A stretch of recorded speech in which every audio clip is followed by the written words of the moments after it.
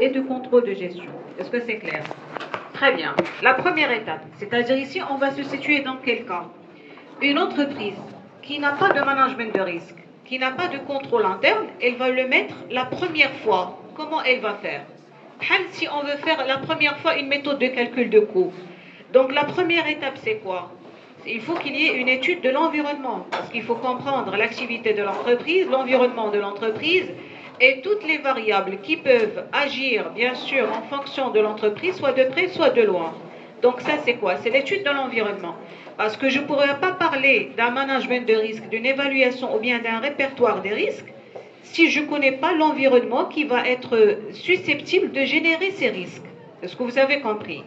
Donc ça, c'est la première étape. Deuxième étape, vous avez la définition des objectifs. Qu'est-ce que ça veut dire? Normalement, chaque élément de l'environnement, qu'est-ce qu'il représente pour l'entreprise? C'est une partie prenante, c'est-à-dire avec qui elle a des relations. La nature de ces relations, c'est elle qui peut générer des risques. Est-ce que vous avez compris? Parce que si on n'a pas de relation, il n'y a pas un risque qui peut apparaître. Mais le fait d'entretenir des relations, soit bien sûr, je parle des relations d'affaires, soit des relations de partenariat, automatiquement, on va avoir des situations de risque. Est-ce que c'est clair? C'est-à-dire quand vous traitez, par exemple, en devise, automatiquement, vous avez un risque de change parce que vous faites des opérations en devise. Donc, c'est un élément objectif défini de l'environnement de l'entreprise qui traite avec des clients étrangers, par exemple, ou bien avec des fournisseurs étrangers. Est-ce que vous avez compris? C'est-à-dire, à partir de ces deux phases préalables, qu'est-ce qu'on arrive à faire? On va essayer d'identifier tous les événements sources de risque. D'accord? Je peux vous donner un cas très simple. Comment ça se passe dans la réalité? Par exemple, vous êtes opérationnel, vous êtes un comptable. Et je vous dis, par exemple, décrivez-moi ce que vous faites et dites-moi quels sont les risques que vous rencontrez. Vous pourriez me dire, par exemple, il y a parfois des pannes au niveau du système. D'accord? Si je prends les cas des banques, par exemple. Donc, c'est un risque. Lorsque je dis, dites-moi combien vous fréquentez ce risque dans une période. Vous allez me dire, par exemple, je le fréquente 10 fois. Dans ce cas, ça c'est quoi? C'est la fréquence. Et quand vous avez ce risque, quel est l'impact sur votre activité? Vous allez me dire arrêt d'activité. Donc c'est la gravité. Normalement, la remontée des informations, c'est pourquoi on parle de la technique bottom-up. Au niveau du contrôleur interne, lui, qu'est-ce qu'il va faire? Il va étudier chaque risque, il va essayer de donner la mesure de sécurité. Voilà, c'est la procédure. C'est-à-dire, par exemple, éviter des pannes fréquentes des systèmes d'information. Est-ce qu'on a besoin donc d'un service entretien-maintenance sur le plan informatique? Il y en a. D'accord? Voilà. Est-ce que parfois on peut en faire des auto-formations pour l'opérationnel lui-même pour qu'il sache très bien comment utiliser un système d'information? Donc voilà. Donc à partir de ça, j'aurai le modèle de contrôle interne. Et l'auditeur, lorsqu'il va venir, qu'est-ce qu'il va contrôler? Il va contrôler est-ce que tous les risques étaient vraiment relevés, parce qu'il y a des risques peut-être que l'entreprise n'a pas pu relever et que l'auditeur peut le faire.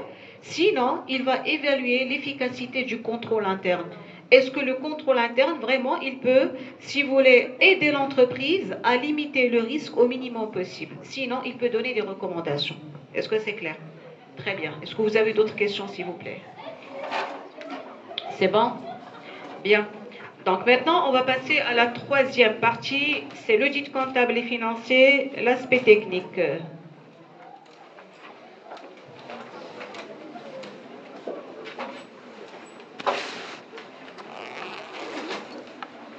C'est-à-dire ici, on va voir la démarche, les techniques d'audit et les outils d'audit.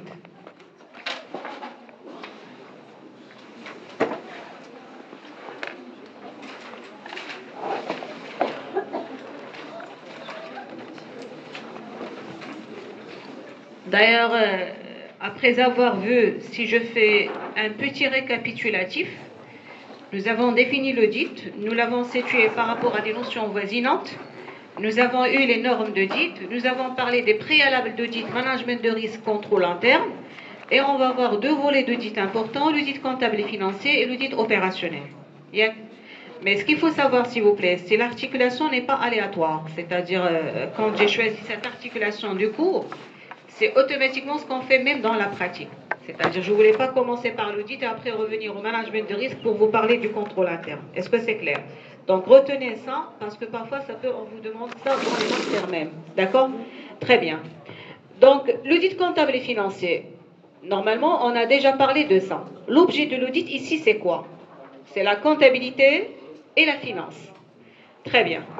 Donc, la première étape, ce qu'on va voir, quelles sont les préoccupations de l'auditeur?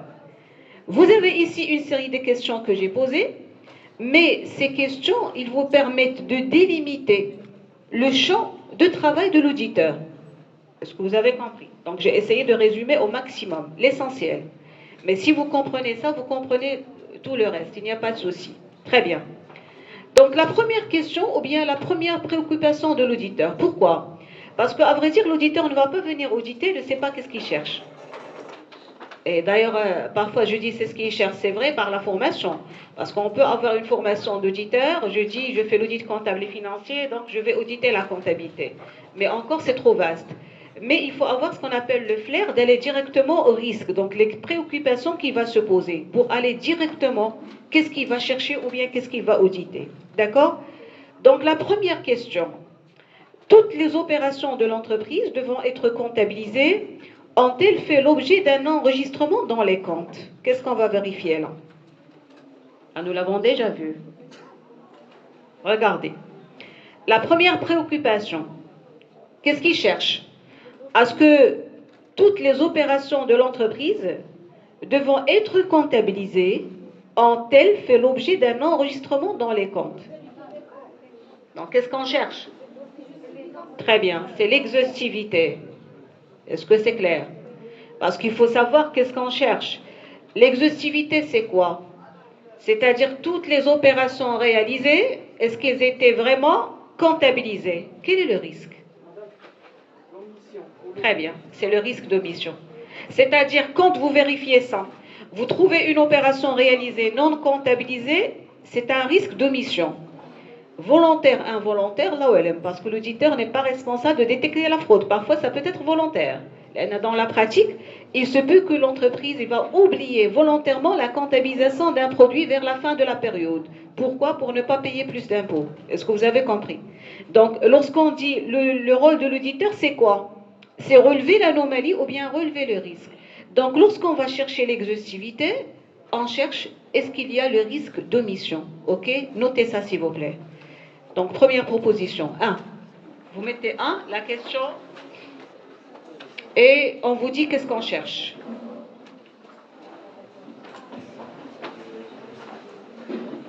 Dans ce cas,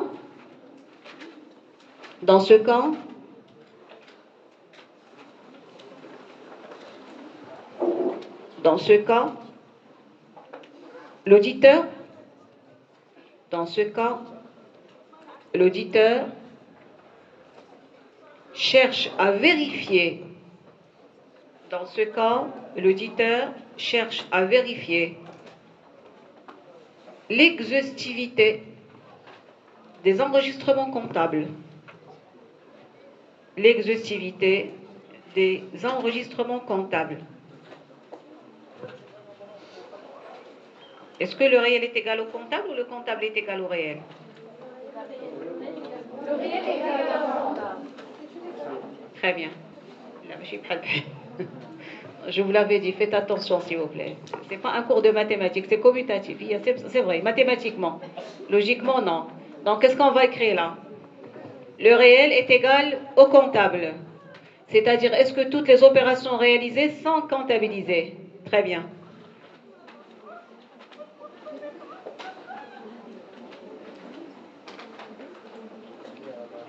Il s'agit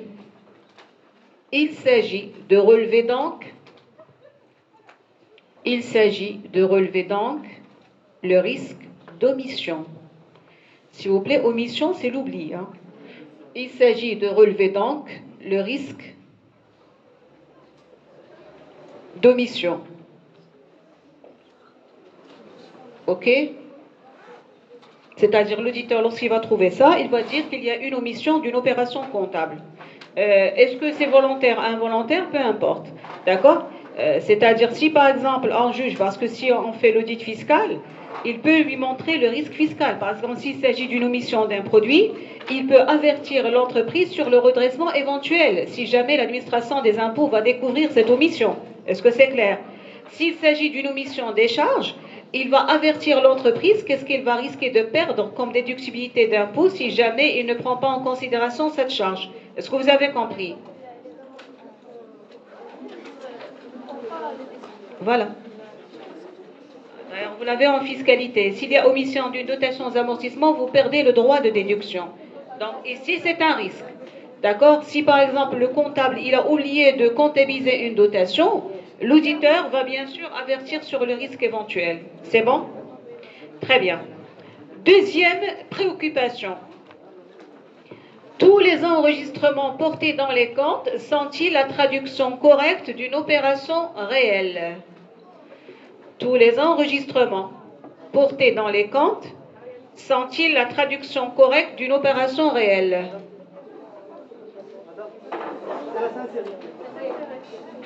Avant la sincérité, maintenant. La réalité.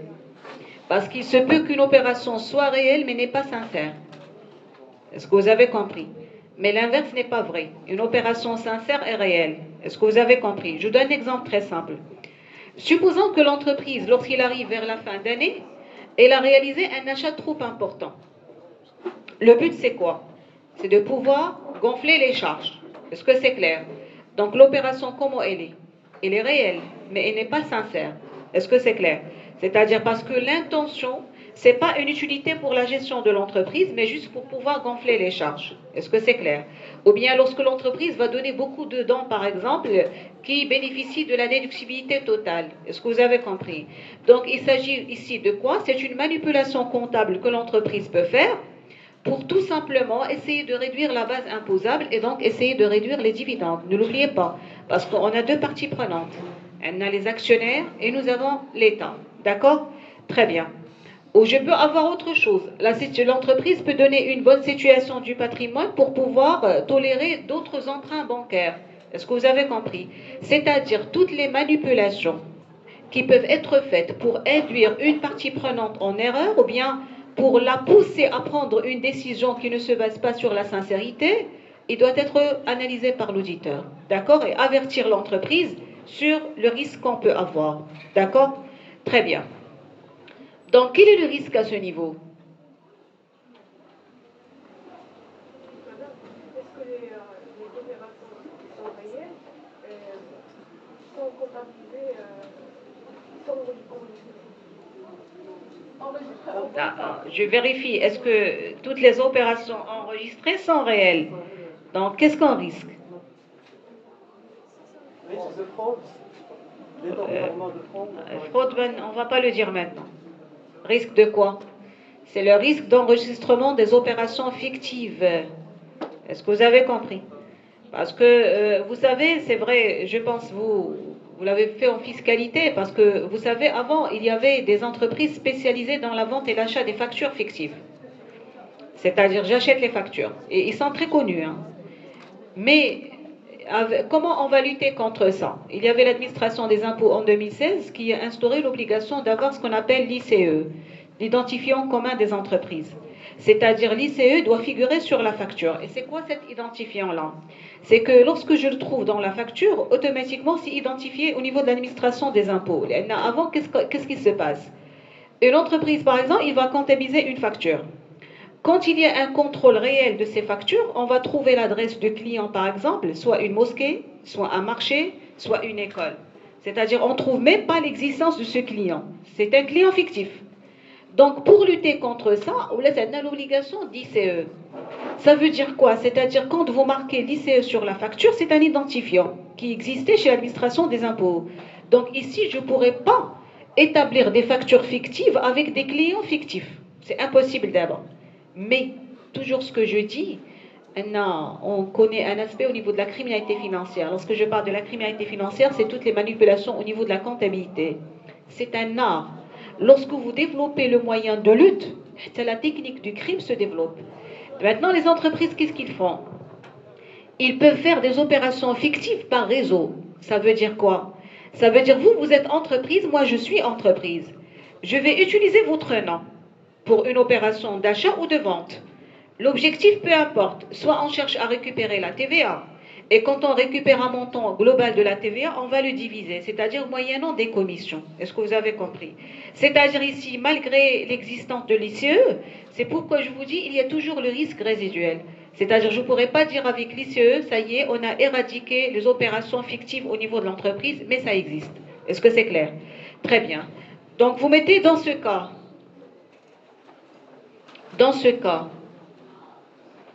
il s'agit, dans ce cas, il s'agit de vérifier la réalité de toutes les opérations enregistrées dans la comptabilité. Il s'agit de vérifier la réalité de toutes les opérations enregistrées dans la comptabilité. C'est-à-dire le comptable égal au réel, voilà. C'est-à-dire le comptable égal au réel. Le risque ici,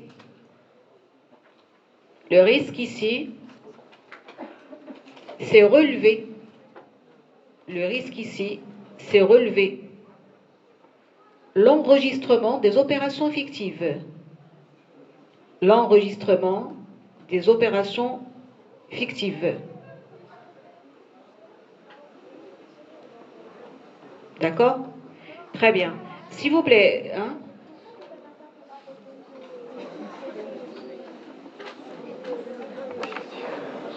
C'est très difficile. C'est très difficile. Même s'ils sont connus, c'est-à-dire si on les arrête, on va avoir des activités en noir. Il n'y a pas de souci. Parce que lorsque je dis sont connus, ils ne font pas que ça. Mais ce sont des activités cachées dans d'autres. D'ailleurs, peut-être nous, on les connaît parce qu'on a fait des études là-dessus et ainsi de suite. Mais pour dire éradiquer, c'est impossible. Parce qu'il y a des contraintes. L'État ne peut pas, par exemple, éradiquer la fraude fiscale. Ce que vous avez compris. Alors qu'on a très bien les comptes, qu'on sait que le taux de fraude est trop élevé. Pourquoi l'État ne peut pas arrêter les blanchisseurs de capitaux, alors que c'est très connu même, c'est en apparence. Chez les casinos, il y a le blanchiment des capitaux. Est-ce que vous avez compris? Mais il y a c'est-à-dire un équilibre macroéconomique qu'il faut respecter. Est-ce que vous avez compris? Voilà, c'est-à-dire de temps en temps, c'est vrai qu'il y a des lois de lutte, c'est vrai qu'il y a des sanctions, mais malgré, avec tous ces outils-là, on ne pourra pas avoir un niveau zéro. Et ça n'existe nulle part. Ce n'est pas seulement au Maroc, c'est dans tous les pays. Pour plusieurs contraintes. Très bien. Suivez avec moi, s'il vous plaît. Donc, un petit mot, parce que lorsque je dis au niveau de la réalité, c'est-à-dire ici, l'auditeur, qu'est-ce qu'il va contrôler? Tout simplement, est-ce que toute opération dans les comptes, elle est vraiment réelle? Quand je parlais de la sincérité tout à l'heure, je peux vous donner un autre exemple. Et je pense que vous l'avez déjà vu en fiscalité.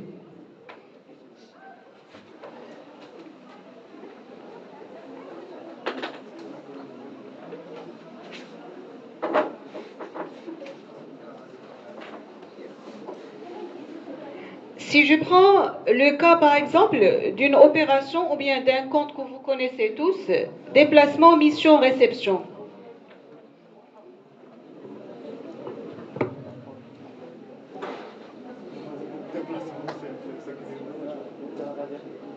Normalement, qu'est-ce qu'on comptabilise dans ce compte?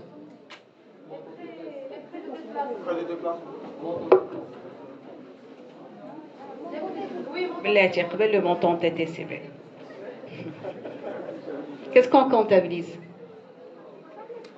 Quel déplacement?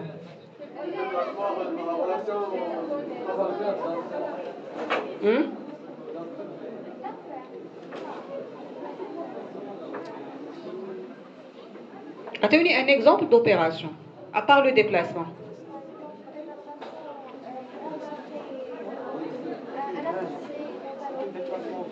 Très bien. Donc, ça peut être une réception organisée au profit des clients importants, par exemple. Ça peut être un déplacement du directeur général dans un pays étranger. Donc, vous avez ici, c'est quoi? C'est le billet d'avion, vous avez la restauration, l'hébergement et ainsi de suite.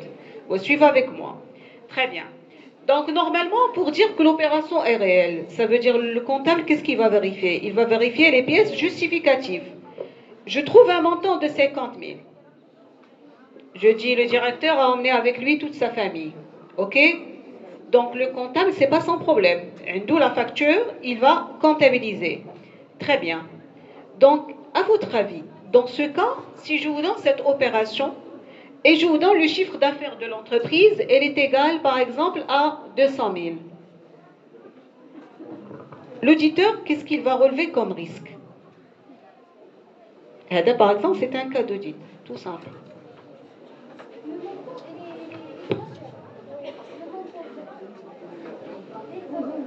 Très bien. Le montant, il est exagéré. Vous êtes parti de quoi pour dire ça? Là, mais pourquoi vous avez dit ça? L'opération, elle est réelle.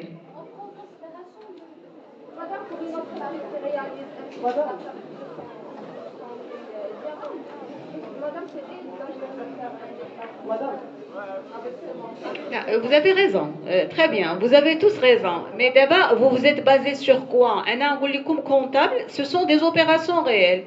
Le chiffre d'affaires, c'est les factures que j'ai en termes de vente. Et la charge de déplacement, c'est une charge que j'ai, la facture. C'est le principe de co-avantage. On n'a pas une valeur ajoutée vraiment. Non, non, attention, parfois il y a la valeur ajoutée. Parce que s'il n'y a pas de valeur ajoutée, l'entreprise elle-même ne va pas le faire. C'est comme un exemple très simple, et ce sont des cas réels. Juste avant le Covid, le groupe, c'est-à-dire ONA, avant sa nouvelle restructuration, vers la fin de chaque année, un de les clients principaux, c'est-à-dire un voyage à Thaïlande. Est-ce que vous avez compris? C'est-à-dire qu'il coûte à l'entreprise des sommes énormes. Mais est-ce que je veux dire sans intérêt, sans valeur ajoutée? Attention, suite à ce voyage, il y a comme signature des contrats commerciaux. Est-ce que vous avez compris?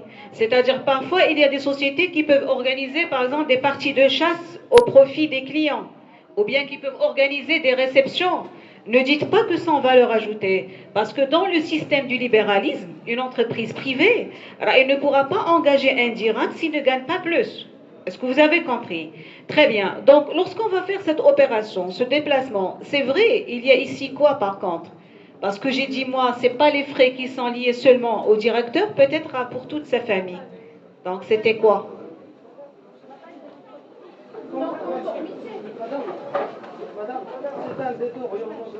La machine de tournement de fonds. Comment on appelle ça? Oui?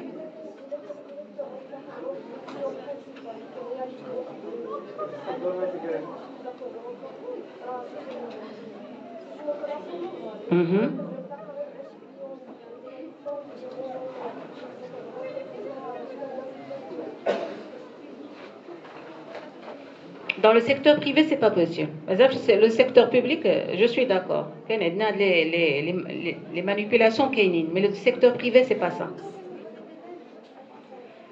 Ben, dis donc, suivez avec moi. Là, vous développez la réflexion, s'il vous plaît. Face à cette situation, vous avez dit que c'est une situation anormale. Très bien. C'est un bon indice, c'est un constat. Vous dites pourquoi? Parce que si je remarque une seule charge qui n'est pas d'exploitation directe, parce qu'on l'appelle une charge hors exploitation, les charges d'exploitation n'est pas liée directement à l'activité qui en engage puisque un quart du chiffre d'affaires. Vous suivez avec moi? Donc, atténuer le risque. Madame, est-ce que les charges liées à sa famille sont aussi imputées à l'entreprise, ils sont à la charge de l'entreprise? Madame. Comme le premier cours de la compta générale, il ne faut enregistrer que les charges engagées dans le cadre de l'activité. On n'engage pas les charges personnelles, s'il vous plaît.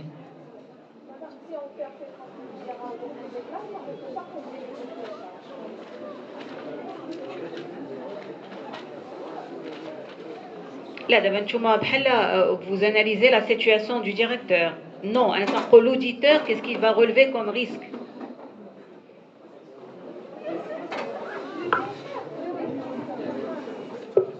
Vous avez un risque fiscal, s'il vous plaît. Allez, je vous avais dit tout à l'heure, charge exagérée. Ce que vous avez compris. C'est la raison pour laquelle, faites attention. Ne confondez pas on a ce qu'on appelle la connexion entre la fiscalité et la comptabilité. Mais qu'il y a un terme, la fiscalité est souveraine. La fiscalité, c'est la comptabilité. Très bien. Donc, suivez avec moi. Donc, ici, le risque fiscal, c'est quoi? C'est que l'État, il s'est réservé le droit de dire que la charge, c'est une charge somptuaire ou bien une charge exagérée. C'est quoi une charge exagérée? Wesh عندنا un seuil. Non. C'est-à-dire, l'État, il se réserve le droit de définir le seuil. Est-ce que c'est clair? Il y a plus de manœuvres. Par contre, lorsque l'auditeur va constater cette opération, l'entreprise, elle veut dépenser, elle dépense. Est-ce que c'est clair? Mais il va avertir l'entreprise sur le risque fiscal. Si vous gardez la charge comme telle, vous avez un risque de redressement fiscal de l'opération. Est-ce que vous avez compris? Très bien. D'abord, il faut comprendre une chose. L'auditeur, lorsqu'il va dire à l'entreprise, vous avez un risque fiscal, l'entreprise, qu'est-ce qu'elle va faire? Est-ce qu'elle va supporter la charge elle-même? C'est pas possible. Est-ce qu'elle va réduire la charge? C'est pas possible. Donc, il doit chercher à trouver une solution. Parce que n'oubliez pas que l'auditeur travaille pour le compte de l'entreprise, c'est pas pour le compte de l'État. Dans ce cas, la solution, c'est quoi? Et c'est ce qu'on constate dans la réalité. Vous savez maintenant, dans le cas des déplacements, parfois les directeurs qui se déplacent demandent des factures fractionnées. Mais j'ai une seule facture. C'est-à-dire, au lieu d'avoir 50 000, je peux avoir 3 ou 4 factures par exemple, et je les répartis. Sur une période donnée, automatiquement, je peux bénéficier de la déductibilité. Est-ce que vous avez compris? C'est-à-dire, quand l'auditeur fait la vérification, au-delà du fait d'analyser la conformité, il faut montrer le risque. Parce que s'il ne montre pas le risque, quelle est sa valeur ajoutée? Est-ce que c'est clair? N'oubliez pas la valeur ajoutée de l'auditeur. Mais si l'auditeur va dire c'est bon, l'opération est réelle, c'est ce que je voulais dire. Elle est réelle. D'accord? Elle est exhaustive. Mais il y a quand même un risque, c'est au niveau de l'exagération. C'est pourquoi on parle de ce qu'on appelle un examen de cohérence. Et d'ailleurs, s'il vous plaît, normalement vers la fin d'année, au niveau de la comptabilité, une fois on termine les travaux d'inventaire, un mois ou 2 mois, et la lecture des comptes. La comptabilité elle est cohérente ou pas, et essayer de tirer tous les éléments susceptibles d'attirer l'attention des utilisateurs. Soit l'attention de l'État en premier lieu, soit l'attention des autres parties prenantes. Est-ce que c'est clair? Est-ce qu'il y a un plafond aussi concernant la déductibilité de cette opération? Non, il n'y a pas un plafond, mais il y a ce qu'on appelle le seuil de signification chez l'auditeur. On en parlera après, s'il vous plaît. Et par l'expérience, toujours qu'il y a le seuil de signification. OK? علاش? Comment ça? Excuse-moi.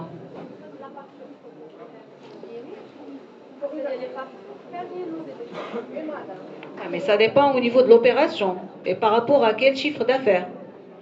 Parce que si je prends ici une opération mensuelle, 50 000 par rapport à 200 000, je répartis la facture sur le mois suivant, les 3 mois suivants par exemple, et le chiffre d'affaires en même temps augmente. Alors, ça, de la situation-là. Au lieu de 5 000, je vais avoir 10 000. Ok, par exemple, ça c'est le mois 1. Je passe le mois 2, il y a un autre chiffre d'affaires de 300 000 par exemple. Je dis une facture de 15 000. Et ainsi de suite. Alors, ce n'est pas déductible. Pourquoi n'est pas déductible? Vous n'avez pas le droit de récupérer la TVA. Ah, mais chez l'IS, attention. Est-ce que les charges de mission, déplacement, réception ne sont pas déductibles? Écoute, je vais dire le cours de fiscalité, mais vous savez, la déductibilité, il y a deux niveaux. Qui a la non-déductibilité par nature? La nature. Ou qui a la déductibilité ou bien la non-déductibilité par le niveau, le montant. Ce n'est pas par nature, c'est le montant. Est-ce que vous avez compris? C'est une charge d'exploitation, oui.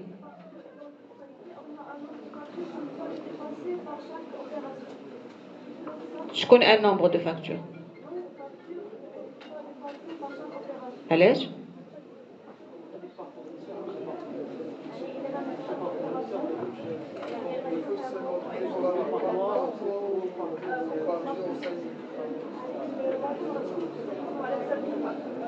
Non, mais attention.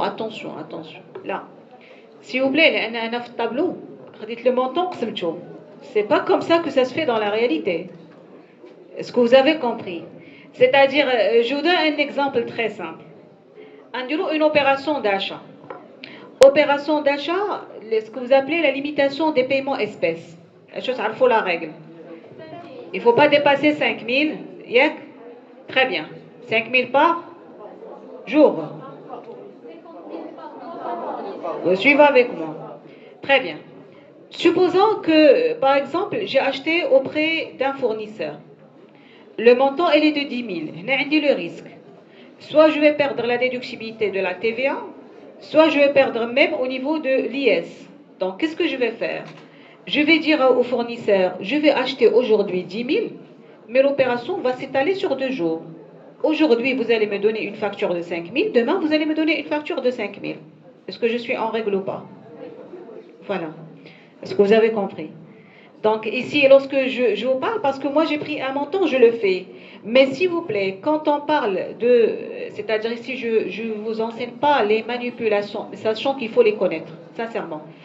Pour faire des opérations, il faut maîtriser la comptabilité. Est-ce que c'est clair? Donc ceci pour vous dire que, en général, lorsque l'auditeur est là, n'oubliez pas qu'il est là au service de l'entreprise. Avertir l'entreprise contre les risques. Mais si l'entreprise, elle sait d'avance que tout ce qu'elle va comptabiliser correspond aux normes, que tout ce qu'elle va comptabiliser, elle est sincère, il est probant, elle est exact, elle est exhaustive. Il n'a pas besoin d'auditeur comptable et financier. Je prends le cours. Est-ce que vous avez compris? Voilà. D'accord? Donc c'est juste un cas, c'est-à-dire lorsqu'on avertit le risque, soit c'est un risque qui est commis volontairement, parce que l'entreprise cherche un intérêt. Alors, comme un exemple très simple, je ne sais pas si vous avez fait l'hier ou là. Une entreprise qui fait amener un directeur général, à titre de PDG par exemple pour la société, il amène de l'étranger. Il y a pas mal de cas au Maghreb. Normalement, avec le directeur, qu'est-ce qu'il va faire? Il doit lui louer une villa par exemple. Très bien. C'est pas l'entreprise qui veut gaspiller de l'argent, non. Là, on a un cas très simple. L'Ardis, par exemple, est le directeur de la Farge du Maghreb. Le directeur de la Farge. Alors, il était le directeur de la Farge en France. Il était le directeur de la Farge en Égypte. Il y a de la périodicité qui passe dans des pays. Est-ce qu'il va se permettre de vivre au Maroc dans des conditions qui sont moins, c'est-à-dire, je dirais, honorables que celles de France ou d'un autre pays? Est-ce que vous avez compris? Au moment de la signature du contrat, c'est lui qui va exiger le lieu de la résidence au fin avec quel coût. Est-ce que c'est clair? Donc, on va venir au niveau de la fiscalité. Par exemple, location d'une villa pour le PDG de la Farge, le montant est de 60 000 dirhams par mois. C'est la réalité. Est-ce que c'est clair? Très bien. La société va accepter. Il n'a pas le choix, parce que ici, ce n'est pas vraiment du gaspillage, mais c'est une nécessité parce que la valeur ajoutée, elle est énorme. Est-ce que vous avez compris? La fiscalité. La fiscalité, l'État, qu'est-ce qu'il va vous dire? Normalement, le principe de base, l'État n'a pas le droit de s'immiscer dans la gestion. Ça veut dire quoi? L'État, il n'a pas le droit de la manière de gérer. Est-ce que c'est clair? Donc l'État, qu'est-ce qu'il va vous dire? Moi, je suis une partie prenante de l'entreprise. Si vous voulez louer cette villa à telle somme, c'est bien, mais moi je refuse. C'est un acte anormal de gestion. Et le fait de louer la villa à 60 000, vous me privez d'un droit. Quel droit? C'est l'impôt. Donc, c'est exagéré. Attendez la part de l'impôt, khali la villa de 60 000. Est-ce que vous avez compris?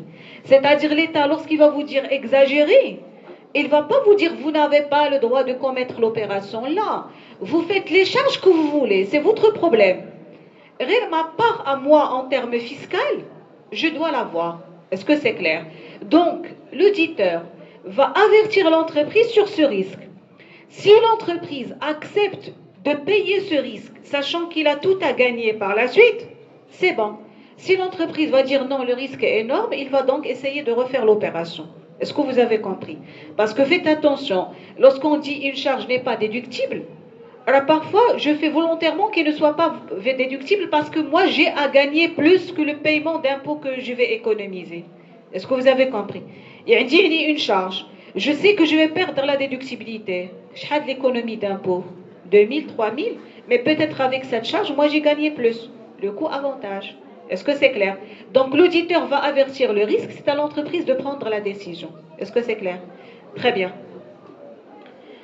Donc troisième opération. Toutes les opérations enregistrées durant l'exercice concernant-elles la période écoulée et elles seules? Inversement, des opérations concernant cette période ne sont-elles pas enregistrées dans un autre exercice? Très bien. C'est le rattachement des opérations à l'exercice comptable. Donc, vous mettez ça, s'il vous plaît. Il s'agit... Vous mettez que 3 et vous mettez l'explication. Il s'agit de vérifier le rattachement. Il s'agit de vérifier le rattachement des charges et des produits. Il s'agit de vérifier le rattachement des charges et des produits à l'exercice comptable. À l'exercice comptable. Il s'agit de vérifier le rattachement des charges et des produits à l'exercice comptable. Principe de spécialisation des exercices. Indépendance, autonomie, ce que vous voulez. Principe de spécialisation des exercices.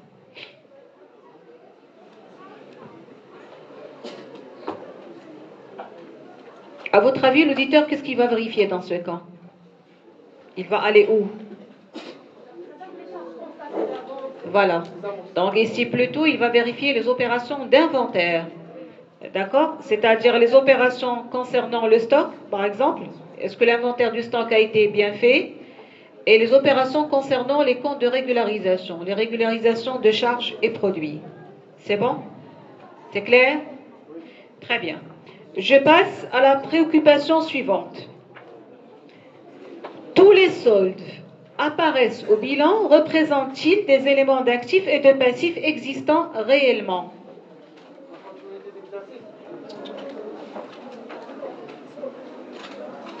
Je répète, tous les soldes apparaissent au bilan, représentent-ils des éléments d'actifs et de passifs existants réellement? C'est le principe de propriété, s'il vous plaît. Très bien. Donc, parce qu'on a au Maroc, s'il vous plaît, la règle, c'est la prééminence de la règle juridique sur l'aspect économique. Ça veut dire quoi? Ça veut dire seuls les biens qui sont à la propriété de l'entreprise doivent figurer au bilan. C'est-à-dire les biens financés par crédit bail ou bien les biens loués ne doivent pas figurer dans le bilan. Est-ce que c'est clair? C'est-à-dire faites attention, s'il vous plaît. Parce que ici, pourquoi on dit on va vérifier ça? Supposons que l'auditeur il fait un audit d'IMO. Il va trouver des immobilisations qui se trouvent au sein de l'entreprise, soit des machines, soit des ordinateurs, soit des équipements, parfois même pour des bâtiments, parce que nous avons le crédit bail immobilier. Et il se peut que ces IMO sont financés par crédit bail. Normalement, ils ne doivent pas figurer au bilan. S'il vous plaît, d'ailleurs, ici seulement pour le Maroc, parce que dans les normes IFRS, les biens financés par crédit bail apparaissent dans le bilan de l'entreprise parce que nous avons la prééminence de la réalité économique sur la réalité juridique. D'accord? Très bien. Mais dans ce cas, l'auditeur, qu'est-ce qu'il va vérifier? Il va vérifier donc la propriété. C'est très important. D'accord? Bien, mettez-le s'il vous plaît. Il s'agit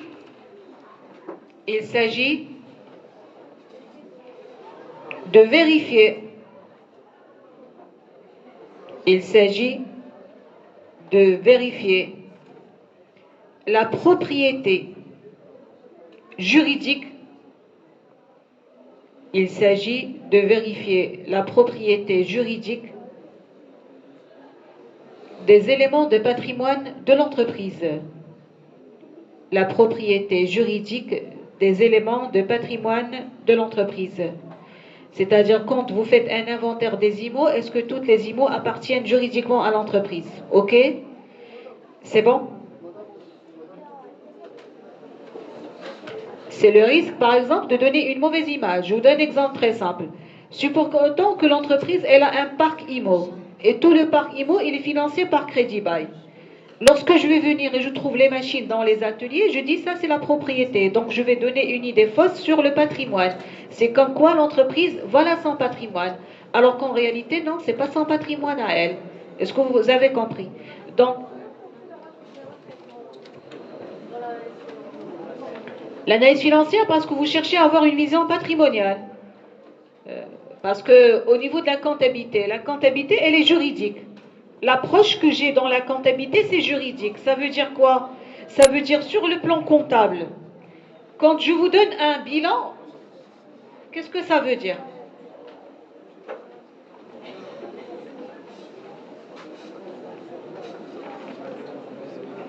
Par exemple, je prends ça un bilan. Si je suis dans la situation juridique, c'est-à-dire la comptabilité marocaine, c'est une comptabilité juridique. L'actif, c'est tout ce qu'on a, le passif, c'est tout ce qu'on doit. Là, il y a la perception juridique, les avoirs. Il y a tout ce que j'ai dans l'actif, je l'ai, je le possède. Alors que le passif, ce sont les dettes, c'est tout ce que je dois, d'ailleurs même le capital. Parce que le capital, c'est une dette qu'a la société en tant que personne morale vis-à-vis des actionnaires. La particularité, c'est-à-dire n'est pas exigible à terme. C'est-à-dire, je pense que vous l'avez vu dans la compte de société, lorsqu'un actionnaire apporte un capital, il n'a pas le droit de vous dire que je vais me retirer telle date. Un emprunt. La banque, lorsqu'il va vous donner un emprunt, il va vous donner un tableau d'amortissement, c'est-à-dire le délai de remboursement. Mais c'est interdit au niveau des actionnaires d'apporter un capital et de dire que moi je dois récupérer mon capital et sortir dans 3 ans. Certes, il peut le faire, mais il n'a pas le droit de le dire. Si l'actionnaire décide de se retirer, il va récupérer son capital, il va vendre ses actions. Est-ce que vous avez compris? Mais il n'a pas le droit de le dire. C'est une dette, mais qui n'est pas exigible à terme. Il y a une date d'exigibilité. Est-ce que c'est clair? La perception financière ou patrimoniale. Ce que vous faites au niveau du bilan financier.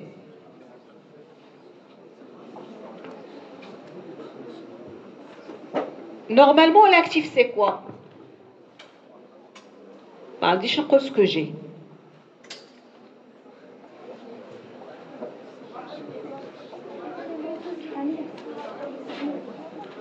Voilà. C'est tous les éléments que je vais utiliser pour travailler et qui ont une certaine valeur financière pour moi. Est-ce que c'est clair? C'est-à-dire le rôle économique des biens et le rôle économique des dettes. Donc c'est la raison pour laquelle le crédit bail, vous le faites figurer dans le bilan financier et non pas dans le bilan comptable. S'il vous plaît, au niveau de la comptabilité, le crédit bail, on l'appelle un engagement hors bilan. Il y a ici conflétique. Parce que c'est obligatoire. L'éthique, c'est un document obligatoire. C'est-à-dire, quand vous avez des biens financés par crédit bail, je ne sais pas si vous avez déjà vu l'éthique. Très bien, vous avez sous forme de tableau. Et quand vous regardez tableau des biens financés par crédit bail, vous avez le listing. Donc, il faut indiquer tout ça pour arriver, bien sûr, à statuer sur la véracité des informations. Est-ce que c'est clair? Très bien. Donc, vous mettez ça, s'il vous plaît.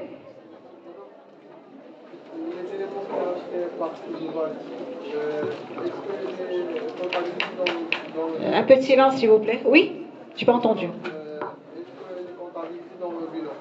Pardon, j'ai pas entendu. Les machines ou bien les matériels qui sont achetés par crédit bail, ils sont comptabilisés dans le bilan? Non, ne sont pas comptabilisés. Ce sont des engagements hors bilan. Ce que vous allez comptabiliser dans le bilan, plutôt le CPC, c'est les redevances crédit bail. Parce que vous allez payer les redevances. Parce que regardez, le risque c'est quoi? Parce que si, par exemple, vous avez loué une machine par crédit bail, vous avez financé par crédit bail, le propriétaire de la machine, c'est qui? C'est la société de crédit bail. Déjà, tu lui as dit double comptabilisation, parce qu'elle est la propriétaire. La société de crédit bail, d'ailleurs, le fait générateur d'amortissement, pour calculer l'amortissement, il faut que les IMO soient à ma propriété.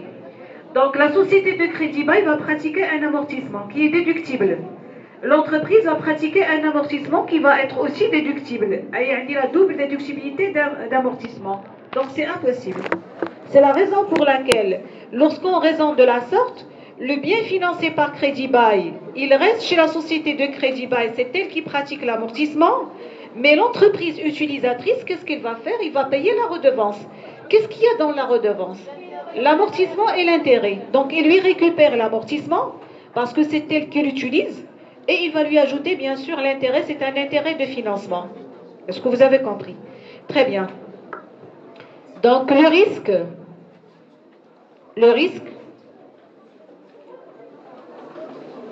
est la comptabilisation des biens. Le risque est la comptabilisation des biens. Le risque est la comptabilisation des biens utilisés à l'entreprise, utilisés par l'entreprise, mais qui ne sont pas sa propriété. Le risque est la comptabilisation des biens utilisés par l'entreprise, mais qui ne sont pas à sa propriété. C'est le cas des biens financés par crédit bail.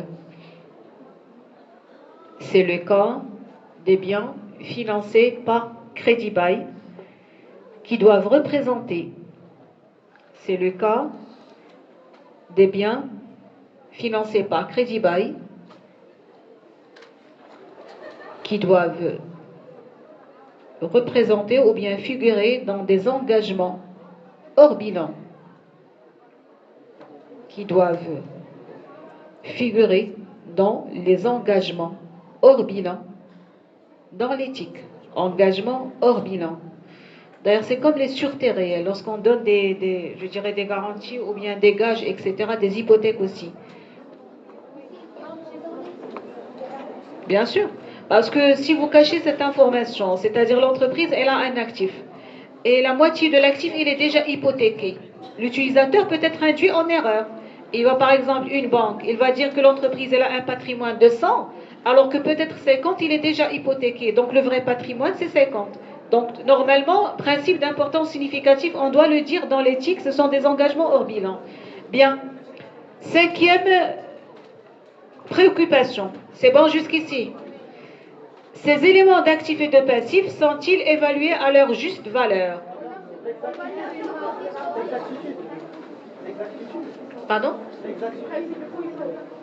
L'exactitude cohistorique, évaluation correcte.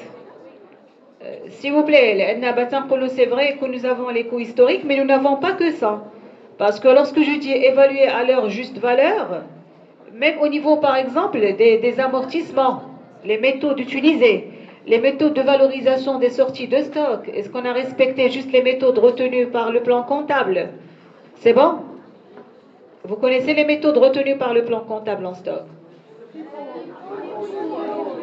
Très bien. Donc vous avez FIFO et le CNUP. Bien. Donc vous mettez ça s'il vous plaît. Et s'il vous plaît, lorsque je parle de coût historique, normalement le coût historique c'est quoi? C'est la valeur d'entrée. Mais cette valeur d'entrée, c'est elle qui doit être à la juste valeur. C'est-à-dire quoi? Dans le cas d'acquisition, est-ce qu'on a respecté les règles d'acquisition? Dans le cas d'une production d'IMO par l'entreprise pour elle-même, est-ce qu'on a retenu le coût de production, le coût de revient? Dans le cas d'échange de production, est-ce qu'on a retenu la valeur d'échange?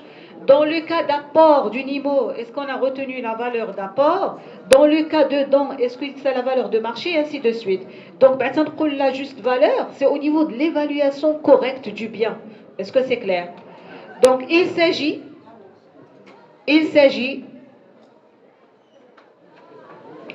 de vérifier,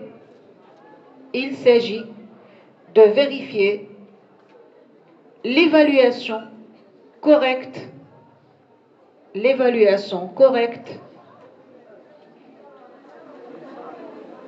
de tous les éléments d'actifs et de passifs.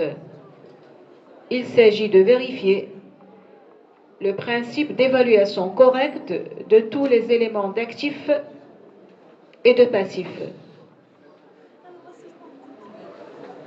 D'accord? Donc de tous les éléments d'actifs et de passifs, c'est-à-dire vous avez l'actif immobilisé, vous avez les stocks, vous avez les créances. Normalement les créances, comment ils doivent être valorisées? Non. Hors taxe, non.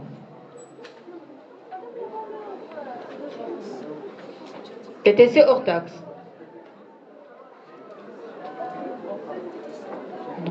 Et ouais, qui paie la TVA?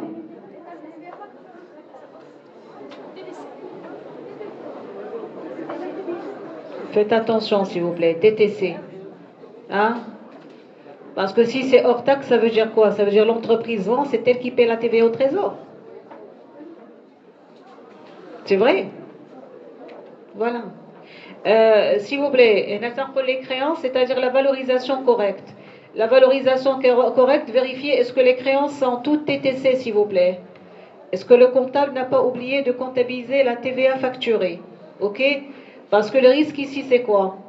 Parce que s'il y a la comptabilisation en hors taxe, le risque, c'est l'entreprise qui va supporter la charge de la TVA, s'il vous plaît, sur la vente, et non pas le client normalement. Est-ce que c'est clair? Voilà. Et vous avez aussi au niveau de la trésorerie, s'il vous plaît, parce que lorsque je parle d'actifs, la trésorerie, une évaluation exacte de la trésorerie, c'est-à-dire quoi? La caisse, bien sûr, il s'agit d'un comptage, je dirais, inopiné, mais pour la banque, vous avez le rapprochement bancaire, et surtout ici, on parle, parce que vous avez les entreprises au Maroc n'ont pas le droit de tenir ce qu'on appelle des comptes en devises, sauf les banques. C'est-à-dire, si l'entreprise réalise des opérations en devises, il faut vérifier est-ce que toutes les devises sont converties en dirhams. Est-ce que c'est clair? Donc ça aussi, c'est une évaluation correcte. Donc c'est pourquoi je dis tous les éléments d'actifs et tous les éléments du passif. Est-ce que c'est clair? C'est pas seulement les IMO. Hein? Très bien. Sixième préoccupation.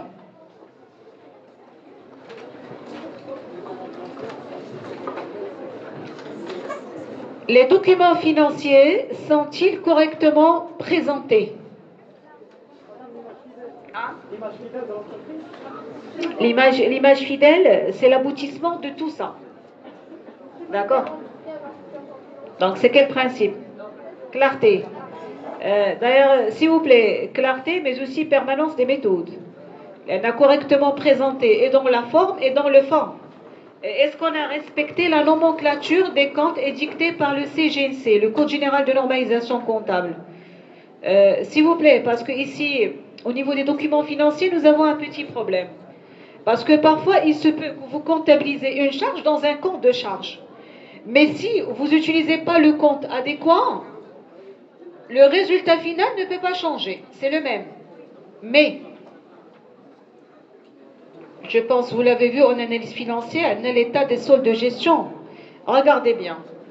Je prends le compte, toujours, on a des erreurs.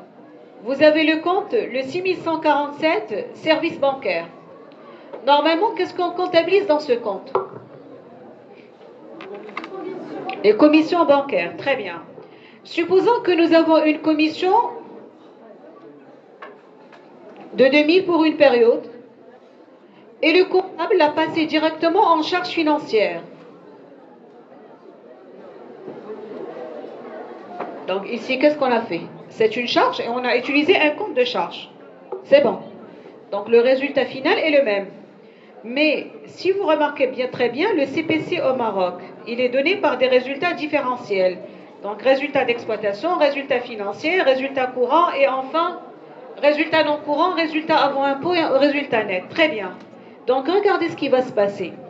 À ce niveau, on aura le résultat d'exploitation va augmenter et le résultat financier va diminuer. D'accord? Donc ici, on aura ce qu'on appelle une mauvaise interprétation au niveau des soldes. C'est-à-dire ici, j'ai pris que 2000, parfois si c'est répétitif, qu'est-ce qui est en risque? On risque de juger comme quoi la rentabilité économique, parce que le résultat d'exploitation, c'est un indicateur de rentabilité économique. Que le résultat, la rentabilité économique, elle est fiable, mais peut-être c'est une image qui est fausse. D'accord? La même chose. Je constate que le résultat financier a chuté, peut-être l'entreprise va constater qu'il est arrivé à un plafond d'endettement et ne pourra pas s'endetter davantage. Qu'est-ce qui va s'arriver? Il pourra manquer des opportunités d'avoir des sources de financement. Est-ce que vous avez compris? C'est la raison pour laquelle, lorsqu'on parle de présentation correcte, il ne suffit pas de débiter un compte débiteur ou de créditer un compte créditeur. Là, est-ce qu'on a utilisé le bon compte? La même chose.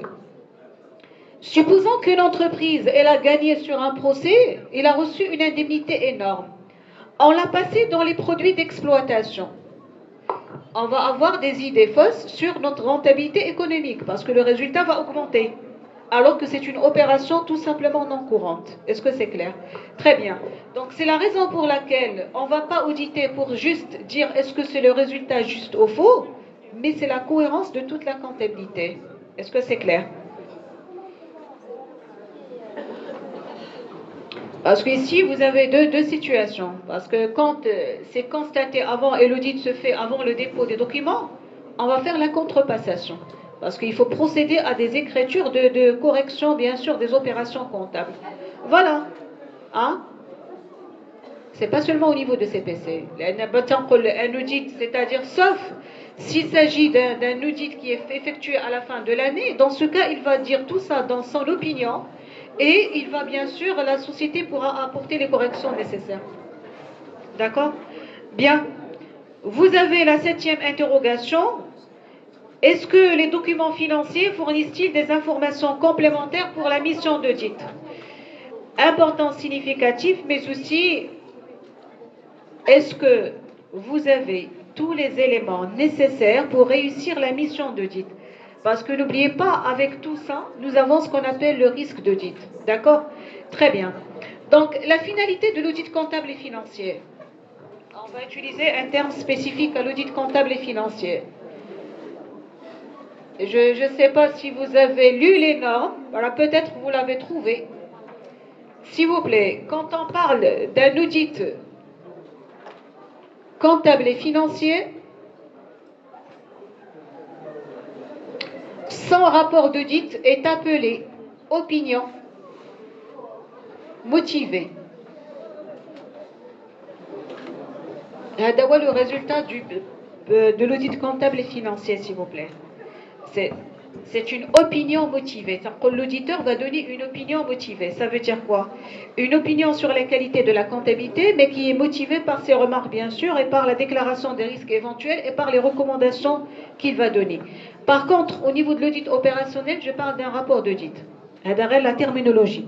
D'accord? Alors que l'audit comptable et financier, il va donner une opinion motivée. Mais s'il s'agit d'un commissaire aux comptes, il va faire soit la certification sans réserve, soit avec réserve, soit il peut refuser la certification. Est-ce que c'est clair? Donc, pour chaque mission, vous avez un résultat. L'audit comptable et financier, vous avez ce qu'on appelle une opinion motivée. Est-ce que c'est clair? Très bien. Donc, pour terminer ce point, on va avoir les propositions qui sont liées à ce que je viens de vous expliquer, c'est-à-dire qui sont liées à ces questionnements. Donc, si vous vous rappelez pour la première question, qu'est-ce qu'on cherche? L'exhaustivité des enregistrements. Donc, la proposition d'exhaustivité des enregistrements est vérifiée si et seulement si toutes les opérations sont enregistrées sans aucune omission. C'est clair? Deuxième proposition. C'est la proposition qui est relative à la réalité des enregistrements.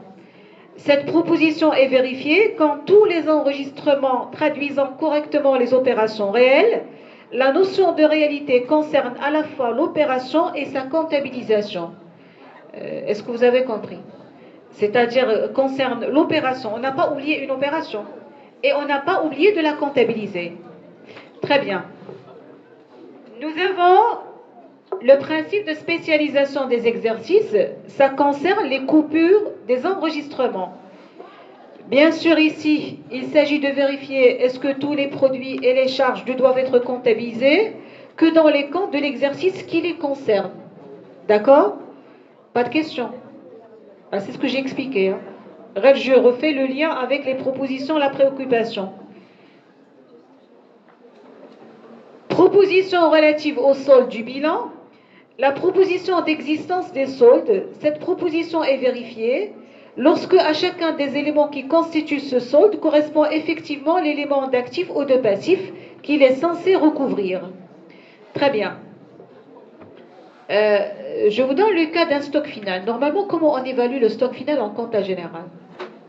J'ai parlé tout à l'heure de l'évaluation correcte.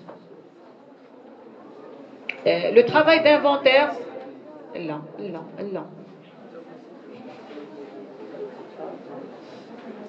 Comptabilité générale.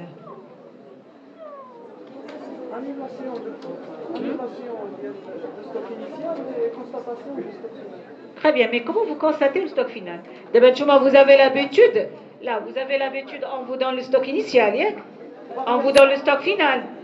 Vous annulez le stock initial, vous constatez le stock final. Donc le stock final, n'est pas. Non.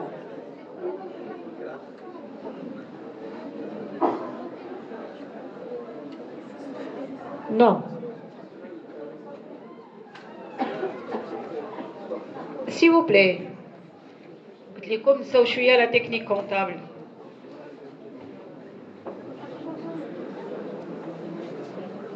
Le stock initial se trouvait où? Le stock initial se trouvait où? Dans le bilan d'ouverture. Très bien. J'ai un compte stock. Vous avez ici le stock initial. Vous arrivez à la date d'inventaire, qu'est-ce que vous faites? Vous allez ouvrir la variation de stock.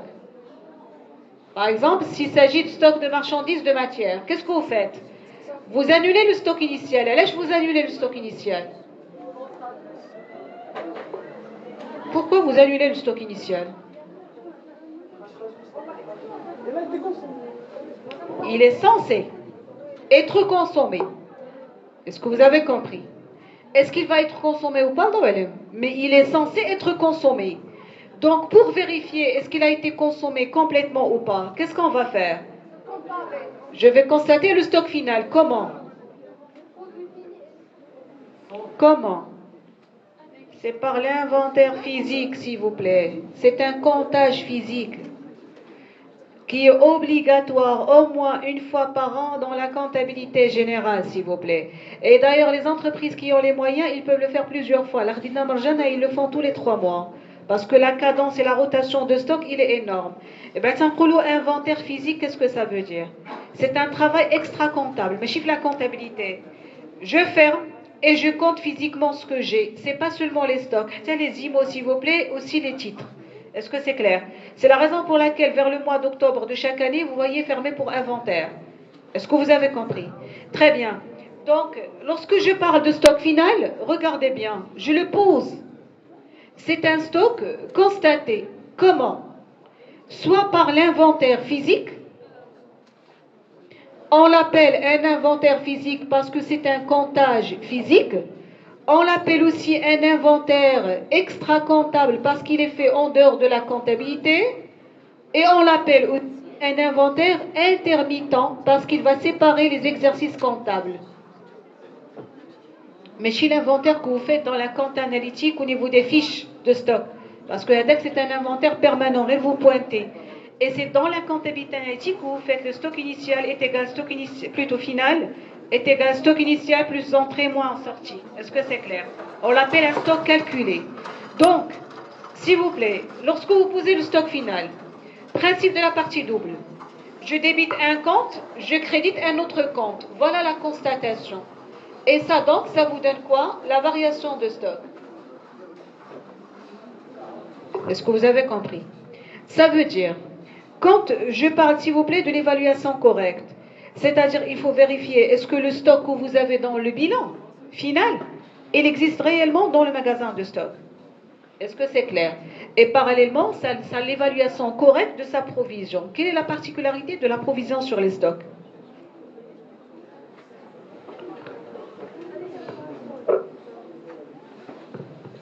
C'est un cas particulier, la provision sur les stocks. C'est une provision qu'on n'ajuste pas. On annule le stock initial avec sa provision et je constate le stock final avec sa provision. C'est-à-dire le risque ici, il ne faut pas que la provision soit ajustée à la hausse ou à la baisse. Toutes les provisions. D'ailleurs, toutes les provisions pour dépréciation, soit les créances, soit les titres, d'accord? Soit les provisions, si vous voulez, pour risque et charges, donnent possibilité à un réajustement. Vous constatez la dotation la première fois, soit vous l'ajustez à la hausse, dotation, soit à la baisse, reprise, jusqu'à annulation. Yeah. Sauf pour le stock. Le stock allège, parce que l'objet est différent. Le stock initial, mais chez vous, le stock final. Donc, traitement que vous faites. Annulation du stock initial. J'annule la provision initiale. Et quand je constate le stock final, je constate la provision du stock final. Si par exemple l'auditeur trouve que le comptable les a ajustés, là c'est une anomalie. Est-ce que vous avez compris? Parce que ici, quel est le risque? Vous allez perdre la déductibilité de la provision. Est-ce que c'est clair? C'est bon? Chouïa, s'il vous plaît, parce qu'on je suis de la compta générale. Hein?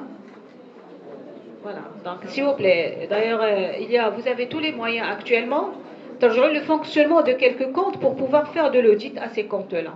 Est-ce que c'est clair?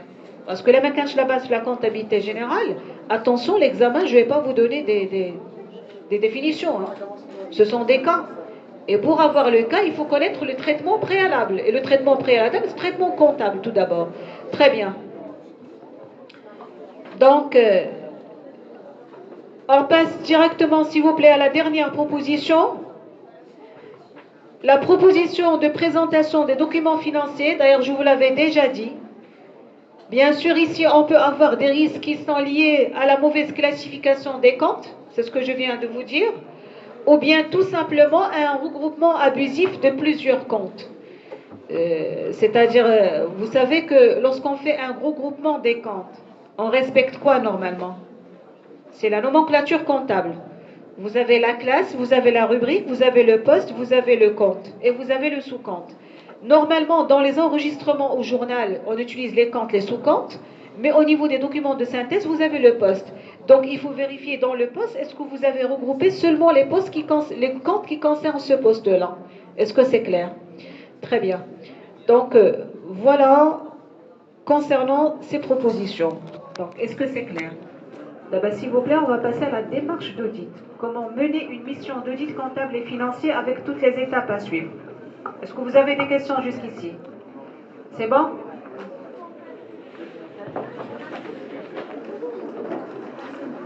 Là, je suis en calcul. C'est-à-dire, dans un cas, on vous donne ceci. Par exemple, le stock initial, dans la pratique, parce que d'habitude, on vous donne ça, c'est écrit. Mais dans l'entreprise, le stock initial, il se trouvait où normalement? Dans le bilan de départ. Alors, à vrai dire, là, il est déjà consommé. Là, il est déjà consommé. Donc, vous arrivez au niveau de la comptabilité, qu'est-ce que vous faites? Le fait que le stock initial est censé être consommé, je l'annule. Qu'est-ce que j'ai fait? D'accord? Il était débiteur. Je le crédite, je vais le mettre là. Par exemple, un 10 000.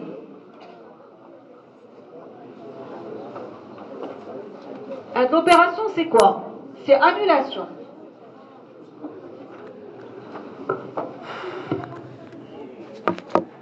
Bien sûr.